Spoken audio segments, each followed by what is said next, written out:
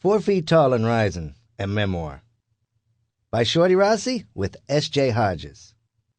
Narrated by Shorty Rossi. Copyright 2012 by Shorty Rossi. This unabridged audiobook is recorded by the arrangement with Crown Archetype, an imprint of the Crown Publishing Group, a division of Random House Incorporated, and was produced in the year 2012 by Tantor Media Incorporated, which holds the copyright thereto. It's impossible to dedicate this book to just one person. So many people have influenced my life. So instead, I'm dedicating this book to my 6 pit bulls: Geisha, Mussolini, Bibi, Hercules, Domenico, and Valentino. If it wasn't for them, I would not be who I am today. Prologue. I've got a big mouth. I came out of the womb wailing, and I've pretty much been yelling ever since. Over the years, I learned some choice words, and I use them with abandon. Swearing adds some flavor to the yelling. Swearing is like putting whipped cream with a cherry on top of all those regular words. You get more for your money. Swearing is an art. So I swear and I yell, a lot. I've got opinions, and I make them known. And yeah, I'm not an idiot. I know my big mouth isn't the first thing people notice about me. I'm short. Shorter than most, but taller than some. And in a world where short ain't shit, you gotta do something to make sure you don't get swept underfoot. Hence, my big mouth. It's got me into trouble, and it's saved my ass. And while it may not be the first thing you notice about me, I'll guarantee it'll be the thing you most remember. It's this mouth that leads people to believe I got a Napoleon complex. Like I'm overcompensating for my perceived handicap? Napoleon complex my ass. That bastard was 5'6". What'd he have to complain about? Plus, I got good reasons to yell. I yell 'cause somewhere in a Los Angeles basement, there's a pit bull with duct tape wrapped around her muzzle, being trained to kill while money changes hands. I yell 'cause on some news program in Denver, there's a politician demonizing pit bulls to further his own career. I yell 'cause some punk in Tampa's got his 5th box of pit puppies, and I'll know they'll end up in the last cage of an animal shelter before they're 2. I yell 'cause humans can be the most brutal and heartless animals on the planet. I yell 'cause a pit bull can't, and somebody needs to. I yell 'cause pits are my family. We are the same breed. We are short, muscular, and stocky, misunderstood, and much maligned. We got hard heads, short hair, and our bad reputations precede us every time. We are judged by the actions of a few. We are treated like the enemy before we even make your acquaintance. We are feared, we are banned, we are excommunicated. Pit bulls and ex-cons, we got a lot in common. Except, I don't wear my heart on my sleeve, and I got no patience for stupidity. I can't sleep all day, and I prefer a good cigar and red wine to a bowl of mashed beef. I may stand at crotch level, but I'm not going to sniff you. And trust me, if you raise your hand at me, I won't be the one ducking and cowering. On second thought, I guess in most ways, I'm not like a pit at all. They're much, much nicer than me. 1. The little baby born. I was ripped from my mommy's womb on the 10th of February, 1969, in a doctor's office in West Covina, California. My mom is a little person, and little moms just aren't big enough for a baby's head to be delivered naturally. So like the 3 kids born before me, I came out by C-section. First in the lineup was my sister Linda, born in 1960. She was what little people call tall, what others might consider be of average height, and from the nuts of a different daddy. A fact I discovered much later when I was in prison and started researching my genealogy, digging into my family's past to try to understand how I ended up behind bars and why I was the way I was. I found a birth certificate and marriage license that proved Linda was born 2 years before my parents even met and married. It wasn't the only secret I unearthed. There were lots and lots of secrets. Another of those secrets was Michael, a baby boy born less than 2 years after Linda. Michael's baby picture hung on the wall of our living room, a constant reminder that Dad's first son had died young, barely 2 months old, of pneumonia. But the truth was, Michael didn't die of pneumonia. Michael died of double dominant syndrome. Michael inherited two bad genes, two dominant achondroplasia dwarfism genes, one from mom and one from dad. Usually a baby that is double dominant doesn't even make it to delivery. The mom miscarries or there is a stillbirth. But Michael somehow beat the odds and made it to the world just in time to leave it again. So Mom and Dad got back in the bedroom and tried again. And on December 18th, 1963, my sister Janet was born. Like my sister Linda, Janet was born tall. The chances are 50-50 that the babies would come out normal. Mom and Dad had rolled the dice 3 times and won twice. They were so proud. 2 tall daughters. Success. Why they waited another 6 years until 1969 before they had me, I don't know. They were Catholic, but that didn't mean Mom wanted a big family. Babies are usually hard on little women. Most of them have, at most, 1 or 2 kids because they suffer from so many miscarriages and problems. But I guess Dad always wanted a boy. Having lost Michael, and with the odds in his favor, he decided to roll the dice one more time. Plus, Mom had handled her other pregnancies without much trouble, so it seemed like everything would work out again. I was the heaviest baby of all, 8 pounds plus. They knew the minute I came out that I had achondroplasia. It's easy to tell, trust me. You know if you have a dwarf child. Back then, there was no way to predict such a birth. Now, doctors can diagnose dwarfism in the womb, giving parents the option to terminate pregnancies. They can even spot the chromosome that indicates double dominance. Now, even dwarf parents, who would be least likely to care if their child is little, can still choose to terminate a double dominant pregnancy. There will be fewer and fewer of us walking this earth. There already are. I was a 3rd-generation little person, the son of dwarf parents and the grandson of a maternal dwarf grandma. Being 3rd generation, my diagnosis was dismal. The more a dwarf reproduces, meaning the same dwarf, the weaker the genes, the more chances to trigger a double dominant gene. The doctors told my mom and dad that I wouldn't live long, and even if I did, they predicted I'd have severe physical limitations, suffer from limb deformities, and be in constant pain. They basically pronounced me handicapped, useless, and dead. They were wrong. This is why other little people are shocked when they found out I'm 3rd generation. I should be dead or deformed, and I'm not. I was so physically fit when I was a kid, young and active, it actually caused resentment. Some 1st-generation dwarves are all fucked up physically. They got back problems, leg problems. They walk with braces, crutches, canes, or are stuck in wheelchairs. I was supposed to die young. I didn't. I am a rarity. Looking back, I wonder if my birth was a moment when Dad gave up on me. He'd grown up the only little person in a family full of tall people, and he was ashamed of his size. He suffered from a bad case of self-loathing. He saw himself in me, his troubled legacy continuing against the will. Of course, that was never said to me. God forbid the truth be told. No, instead I was told that Dad was happy as hell when I was born. He'd always wanted a boy. He just didn't know he was going to get this wonderful specimen. His entire family descended from a brood of big, bad revolutionaries based in San Antonio, Texas. His great cousin, by marriage, was Jim Bowie, defender of the Alamo, and his grandmother was Anna Navarro, a woman considered to be a serious agitator in the Texas Revolution. The Navarros were from Corsica originally, Italians with some Spanish blood mixed in. The Rossis were also Italian, but Northern Italian, with the last name referring to the plural form of the Italian word for red. They named my dad Melvin Louis Rossi. He hated his name. He went by Sonny instead. There was no history of dwarfism in their family tree, so when Dad was born, the son of 2 tall parents and the sibling of 4 tall sisters, he was considered a genetic malfunction. He had a broad, high forehead, a pointy chin, and prominent ears. In profile, his dwarf features were even more noticeable. He had a face as concave as a waxing moon. Dad had a typical dwarf nose, upturned and somewhat hooked at the same time.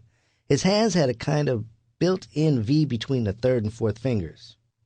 It was not something easily seen, but his plump, short fingers didn't quite close together. They had to be forced. His legs were slightly bowed. They'd never seen the likes of him before. Born in 1936 and growing up in Texas in the 40s and 50s, Dad faced the same kind of problems that black folks were facing: blatant prejudice and discrimination. Much worse than anything I've ever had to handle. And it wasn't just that he battled in the world. He came home to it every day. Though his mom Elsie was a practicing Catholic and Italian who raised her kids to believe in the importance of family, she couldn't control the actions of her husband. My grandfather made my dad's life a living hell, which is why we were told he was dead, that he died before any of us kids were born. This turned out to be another one of Dad's secrets. His dad wasn't dead. He didn't die until the 1990s, but Dad never spoke a word about the man. My mom's childhood was a bit easier. She was born in Los Angeles, but because her mother was Southern, she was given a Southern name, Dixie Lee Brown.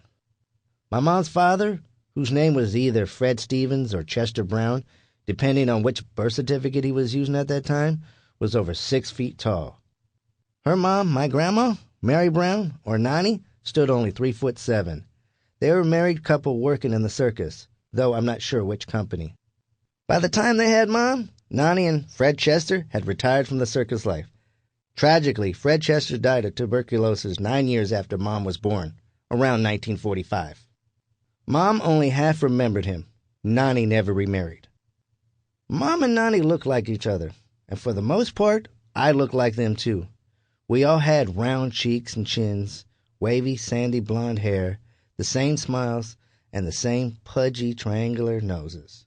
In a world where we were different, we could look at each other and see similarity. It was a great gift, one that Dad never experienced as a kid. So at 17, he left his family in Texas and moved to Los Angeles. L.A. was, and still is, more accepting of little people than most of the world. It was the home city of Billy Barty, a well-known film actor who founded the organization Little People of America. There was always work in Hollywood for little people. Back then, you weren't a doctor or a lawyer. You were a munchkin. You wanted to be a munchkin because it paid well. You couldn't get a job doing other things unless it was demeaning or hard labor, and none of them paid like Hollywood. So most little people moved west with the dreams of tap dancing down the yellow brick road. Dad had no such intention. He always wanted to be a mechanic, but growing up, he had to hide his tools under his bed because his dad would beat the crap out of him for wanting to work a real job. He just figured his son was a circus freak, that he shouldn't have any hopes for anything other than a life of freakdom. Grandpa must have thought he could beat the mechanic out of Dad, but it didn't work. Dad got his first job with Lockheed. He was hired as a riveter for airplanes because he was able to fit into small places. How he met Mom, I'll never know. They never talked about the relationship or their past. The only thing I knew for certain about their marriage was that Mom was treated more like a slave. Dad preferred a regimented life. We all had to work and live around his schedule. Dinner was always at 5 o'clock, no matter what. God forbid Mom was 1 minute late with his dinner, and if I dared to show up at 5:10 p.m., I wasn't allowed to eat. There was no talking or laughter around the table. Dad would just inhale his food as if eating was a task to get done so he can go sit in front of the TV. There was no meaning or purpose or feeling behind anything he did. Mom was not a modern-day feminist woman. She woke up earlier than Dad, made sure his coffee was going, and packed his lunches. I can still see him coming home after work and sitting in the breakfast nook, where Mom had his beer and his chips and his salsa ready and waiting. She'd take off his shoes and socks. She waited on him hand and foot. Her reward? Verbal abuse. And though we never saw him hit her, me and my sisters, we all knew he beat on her. We could hear them fighting in their bedroom. We could see the results. Verbally, he was just as abusive to my sisters, but physically, no. They were fearful of him, even though they were twice his size. When it comes to control, size doesn't matter. Intimidation is a powerful motivator. 2 paddles hung on our kitchen wall, one with holes and one without. They were a constant reminder that violence could happen at any second. Dad never had to hit my sisters, 'cause he was beating the shit out of me. I might have been the biggest baby born, but I was the smallest kid growing up. That never stopped Dad from whipping the shit out of me. The spanking started when I was a toddler, and they were never hidden away. The minute I did something he didn't like, a spanking. No questions even asked. Mom never tried to stop him. She wasn't physically abusive herself. She was a wait until your dad gets home kind of mother. She let him do the dirty work. This is why I spent as much time as I could with Nani. I was closer to her than anyone else in my family. She loved for me to visit and stay with her. She always made sure I was entertained. She played with me and sent me cards and letters. She taught me to speak Italian. No one else ever paid much positive attention to me.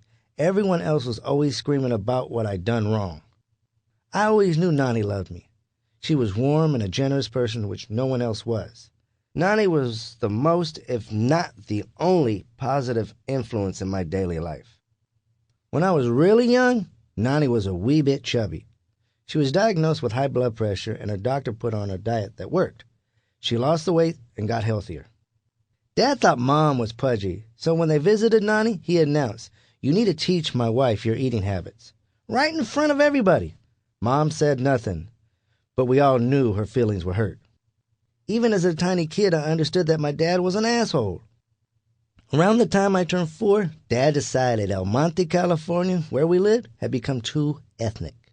The neighborhood wasn't the lily-white neighborhood it had once been. So Dad packed us up and moved us all to Reseda in the San Fernando Valley, another suburb of Los Angeles. Now, Reseda saw its big population boom in the 50s, when a house there would cost you less than $10,000.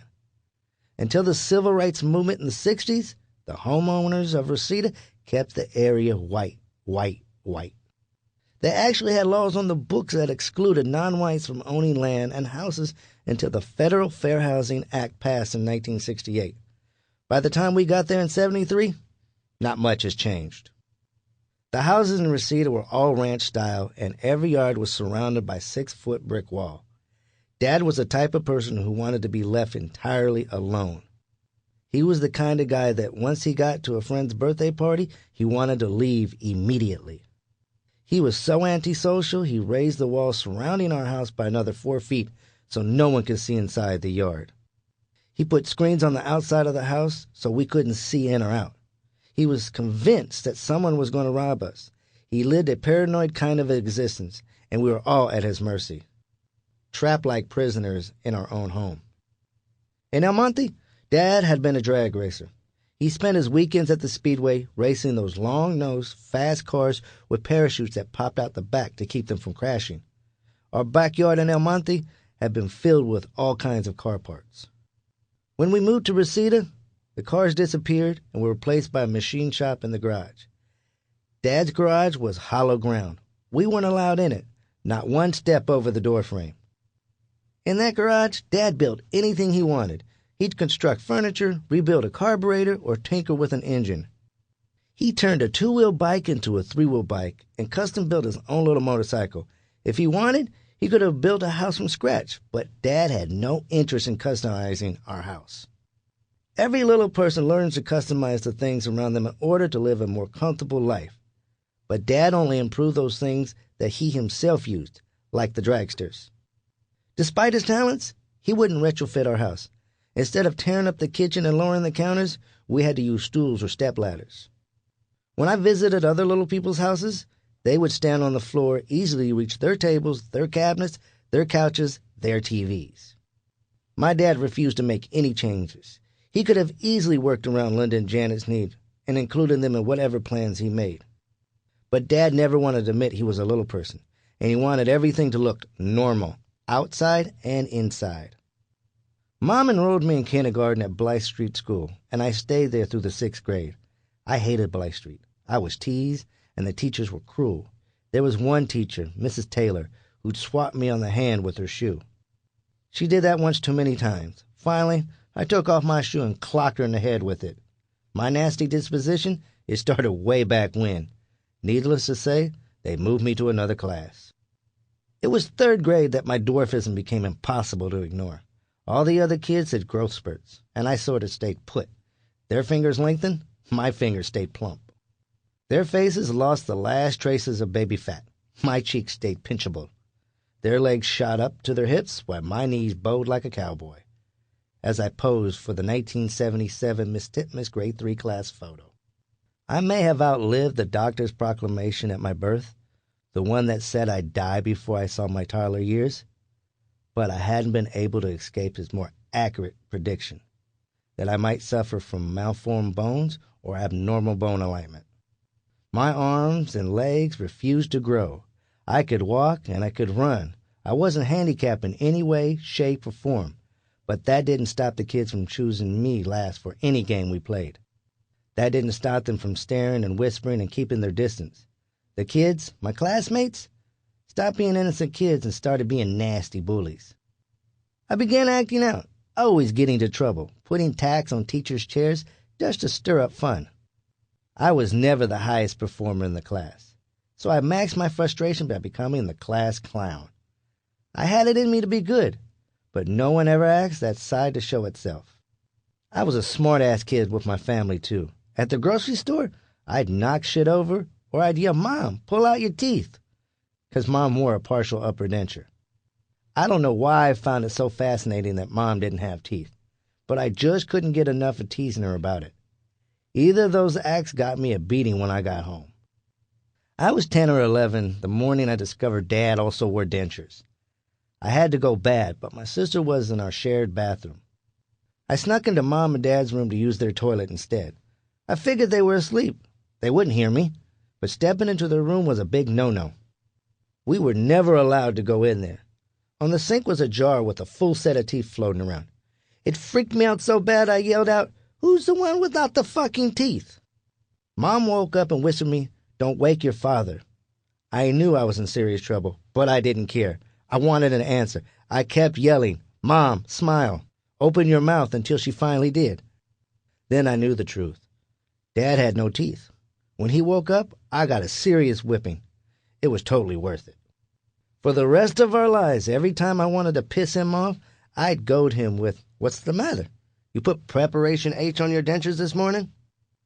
My parents decided to take me to a Little People of America event so I could meet other little people and their families. These events started back in 1957 when Billy Barty got on TV and made a national public appeal for all little people in America to join him for a gathering in Reno, Nevada. 20 little people showed up, and Little People of America was formed. The basic mission of that nonprofit group was, and still is, to organize parties and gatherings where people under 4 feet 10 can meet. They also do a parent and peer support, adoption, medical education, scholarships, and grants. They also publish a national newsletter so everyone can brag about themselves or gossip about each other. In all, Little People of America has about 7,000 members with some 70 local chapters that meet on a regular basis. Dad hated the events, as he was in complete denial about being a little person, but Mom must have convinced him I needed a wider community of support. She thought maybe the camaraderie would help me settle down and stop being such a menace. I met a friend named Danny Norvell. He lived in Van Nuys. We went to a Little People barbecue on Labor Day and a Little People Christmas party. My dad drew the line at the annual Little People convention. It wasn't until I was older that I realized the convention was a booze and fuck fest. If I had known that earlier, I would have probably have begged to go. But by the time junior high school rolled around, I wanted no part of the Little People community. Everybody just sat around complaining about how miserable they were physically or how hard school had been for them. To make matters worse, everybody gossiped about everyone else. If a little person farted in L.A., another person in New York heard about it.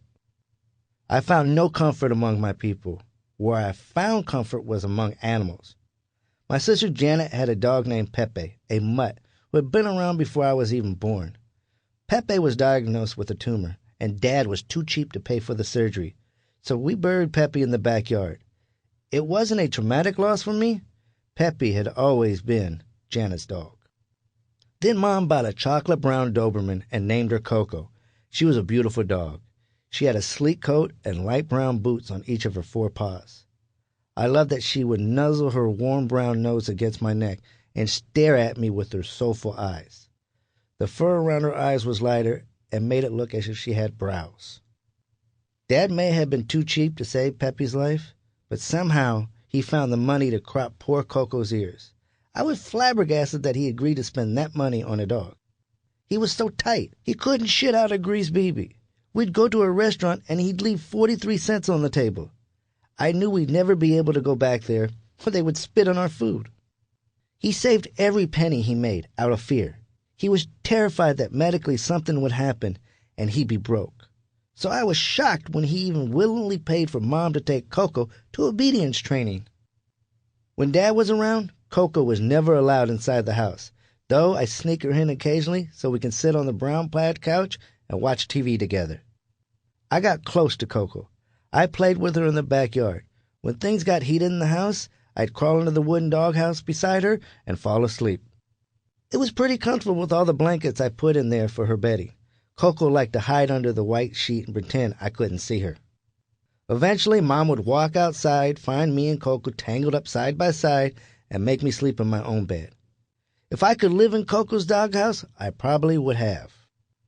On every family vacation, it was me and Coco in the back of the AMC Hornet wagon. And by family vacation, I mean Dad's idea of a vacation. Camping, fishing, and hiking. I hated camping, I hated fishing, I hated hiking. Dad would yell at me on the boat because I wouldn't shut up. I was bored out of my mind. One time he hit me so hard, I thought for sure he was going to knock me overboard. I got so mad I threw my pole into the damn lake. The only other vacation we took as a family was to see his mama's sisters in Texas. His sister Marjorie was very wealthy. Her husband owned an air conditioning business and they had a huge house. I loved visiting my grandma Elsie in Texas. She was a tall woman with a big smile, pointy nose, and bright eyes. She loved to give me hugs. I knew when we stayed with Elsie, we were going to get some good traditional Italian food and that she would let me sip her wine. We'd get to sleep in real beds and there'd be no cheap meals around the campfire. Plus, I learned a lot from Elsie. She talked to me like I was an adult and not a kid. I liked being with her. I was also lucky enough to get to travel with Nani before she was confined to a wheelchair.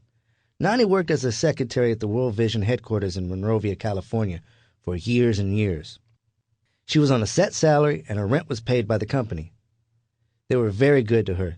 They even paid for her to take vacations. When I was 4, she took me to Italy, but I was too young to remember anything about that. When I was 12, Nani asked if I wanted to go to Canada with her. My sisters didn't want to go. They were teenagers and too cool to hang out with their grandma. Me, I was way into that British crap at that point. So I said, hell yeah. I thought if I went to British Columbia, I'd get to have 4 o'clock tea. We took the train from Los Angeles to Seattle, stayed in Seattle for a few days, and went to the top of the Space Needle. Then we took a ferry from Seattle to Victoria, British Columbia. Nani knew I loved trains, so she took me to a museum that told the whole history of the steam engine. I loved it. I wanted to stay at the Empress Hotel because there was a huge castle in the water, but we stayed at the Best Western instead. We went to a restaurant called the Gatsby that had a Roaring Twenties theme. I was impressed with how clean the city was, how they even hung flower pots from the street lamps. When we came back through customs into the United States, I mouthed off to an agent and told him to get his hands off my bags. Even at 12, my lovely personality was already in place, but I never, ever argued with Nani, not once. Living with Dad and his cheap-ass racist ways, I used to daydream about how I was going to break free, own my own house, buy this or buy that, and have the best of everything. It was not like we wanted for nothing. We had everything we needed. But it was always from a thrift store, or was the generic brand, or 1,000 years old. The most expensive room in the house was the garage, his domain. We were treated like second-class citizens while Dad had the best. I decided if I ever wanted to make good, I'd had to become a lawyer or a businessman. I wanted to be part of the corporate world. I wanted to own my own company, and I wanted to be in charge. I was obsessed with a British TV show about a department store and the people that worked there. They had a corporate executive room, and I could just picture my own executive room and my corporate offices. I wanted my own British butler.